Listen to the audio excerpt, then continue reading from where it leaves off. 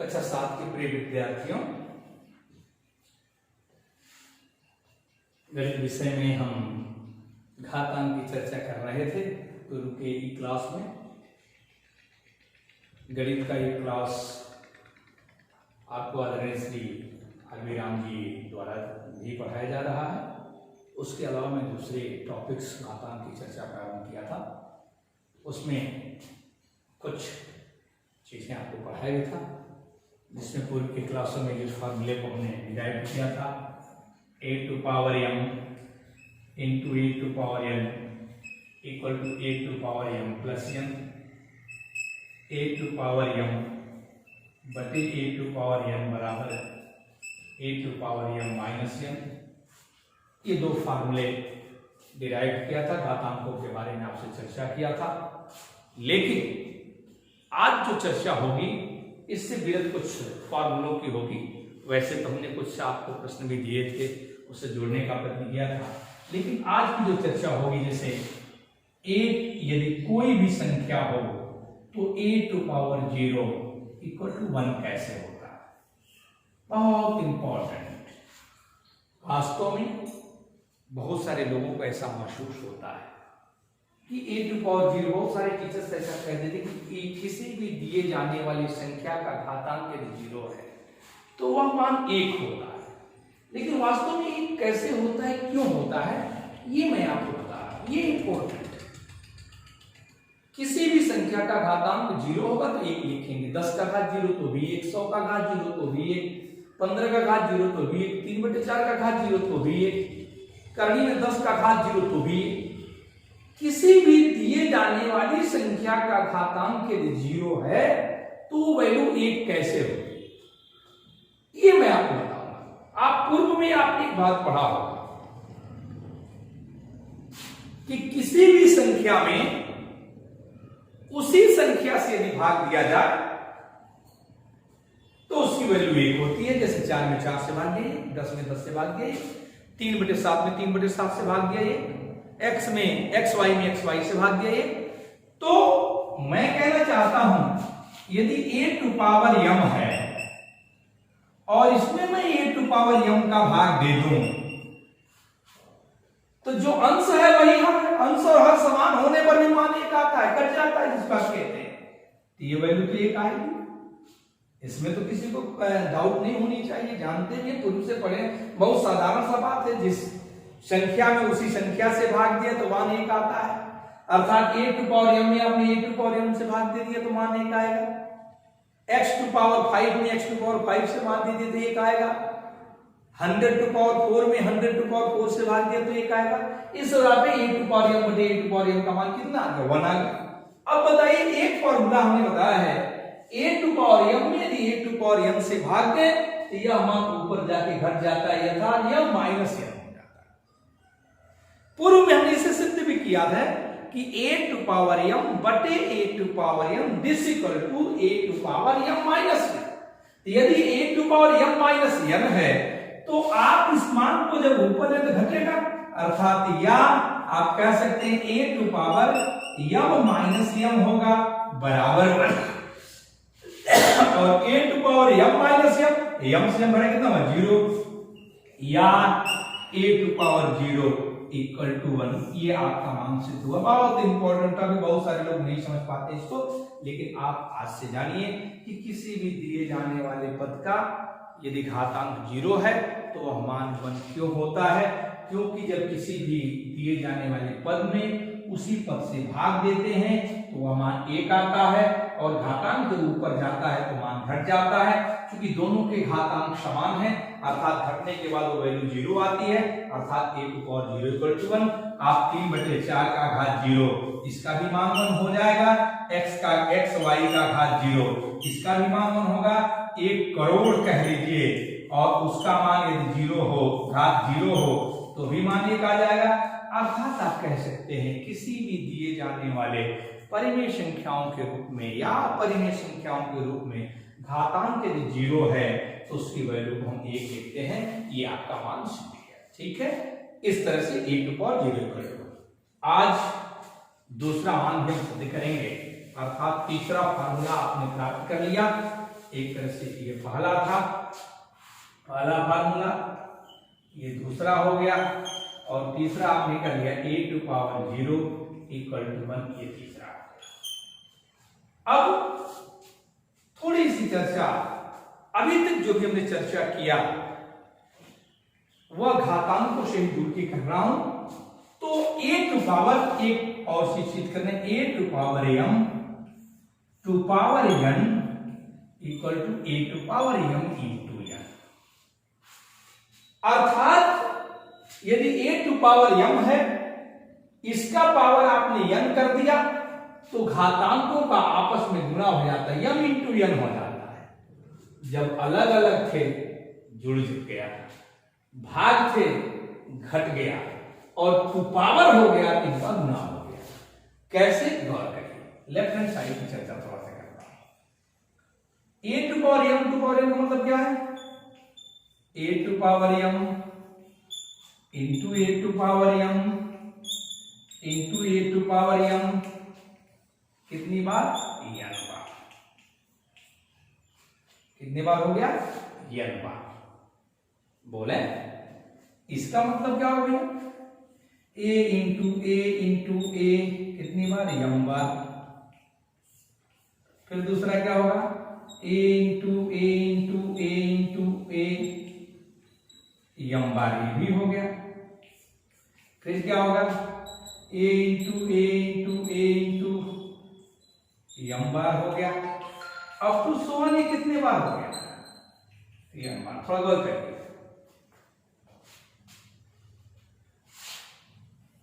m बार, ये m बार।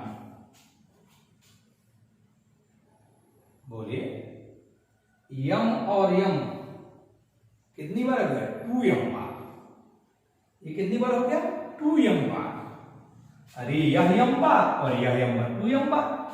इसको जोड़ दिए m बार, 3m बार। आगे चले 4m बार, पांचवा पद होता 5m बार, 10वां होता तो 10m बार, n है तो n इंटू m बार। अर्थात n इंटू m बार का मतलब कितना हुआ? a to power m into n।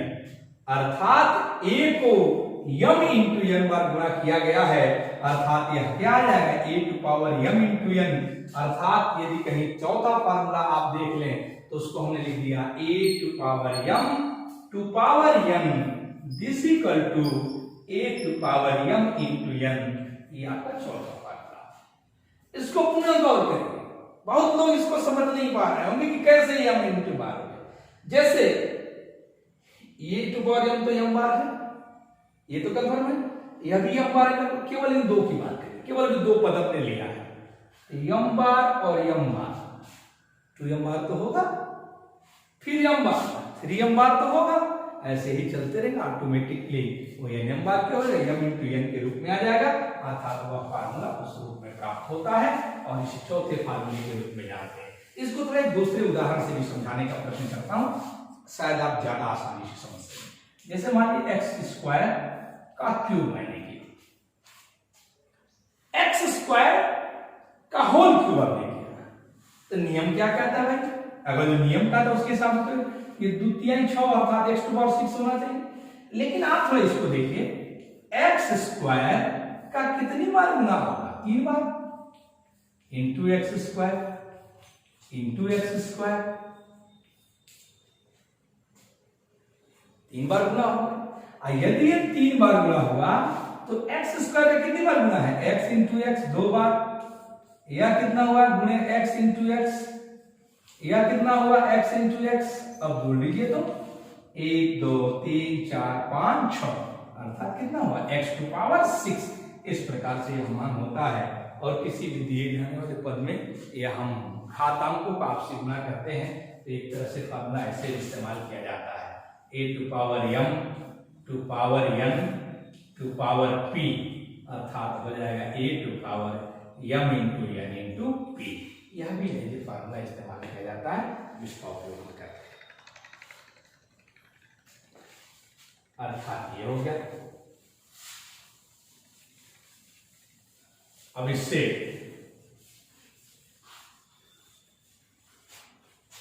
जुड़े हुए दो फार्मूले और मैं आपको बता दूं, फिर हम प्रश्नावली के कुछ सवालों को भी हल करेंगे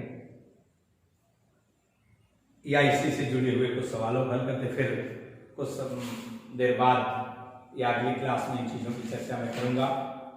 इन सवालों से कुछ जुड़ा जाए, देखा जाए क्या स्थिति हो रही है। कुछ उदाहरण देता हूं, जैसे 3/4 का घात 2, 3/4 का घात 10। एक सवाल एग्जाम्पल समझें इसको, फिर हम आगे चलेंगे।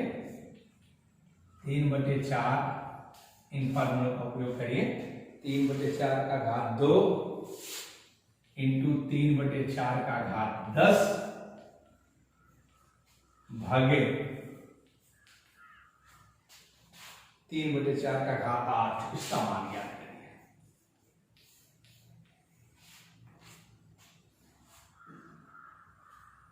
देखिए तरीके तो बहुत सारे हैं इसको हल करने के।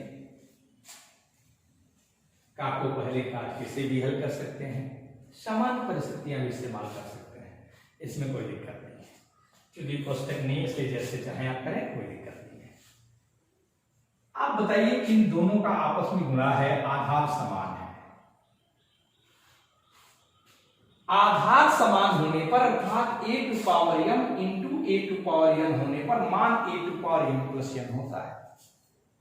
अर्थात ये मान a to power m into a to power n, तो a to power m plus n, अर्थात 3/4 का घात 10 धन 2 भागे 3/4 का घात 8, यही तो है। अब 10 और 2 कितना हो गया? 12, अर्थात 3/4 का घात 12 अब बटे 3/4 का घात 8।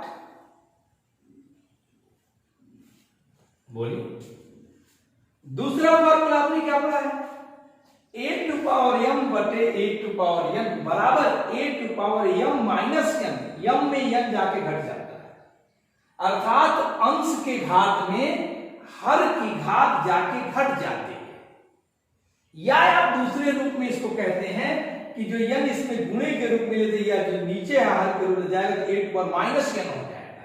यह भी हम तरीका जानते हैं। तो अब देखिए क्या होगा, ये 3/4 का घात कितना था? 12, और ये माइनस कितना हो गया? 8, अर्थात कितना हुआ? 3/4 का घात 4। ये आपका आंसर है। आप चाहे तो इसको गुणनफल के रूप में भी लिख सकते हैं। 3 का घात 4, 3 तरीके 29, 27, 81, 4 चौके 16, चौके 64, चौके 216, सॉरी 196 हो गया। 4 चौके 16, चौके 64, 4 चौके 16 और 4 छक्के 24 से 256। ये रिजल्ट हो जाएगा। ये आपका मान है, इसके हिसाब से आप वैल्यू को ज्ञात कर सकते हैं। एक और उदाहरण दे दूंगा आपको।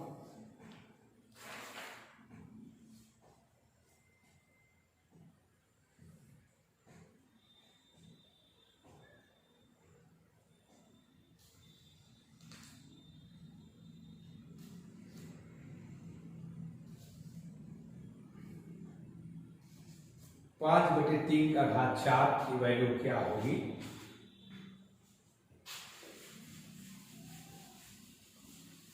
5 का घात 3 का घात 4 सर सिद्ध भी कर देता हूं, बता देता हूं। 5 का घात 3 का घात 4, नियम क्या कहता है? गुणा करके डायरेक्ट लिख सकते हैं। 5 का घात 3 गुणे 4 बराबर 5 का घात कितना होगा? 12। आप आंसर लिख सकते हैं, कोई दिक्कत नहीं, लेकिन सिद्ध भी कर दीजिए इसे।